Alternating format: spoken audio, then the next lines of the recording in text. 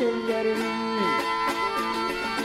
Nungölün içinde gülüp bakanda bakıysından alham alsın sözlerim.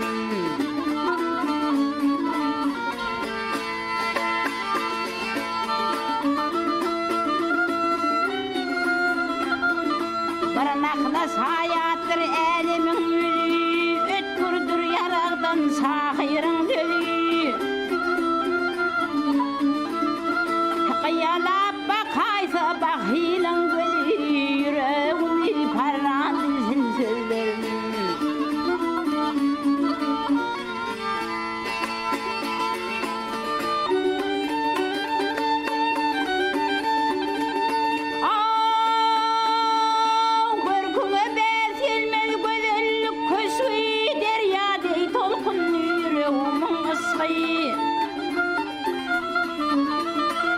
Kasında oturup o kozhom koşuyu kalbime kovalar salsın sözlerim.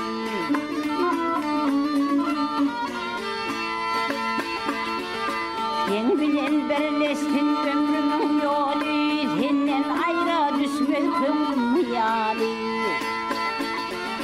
Asmanın sultanı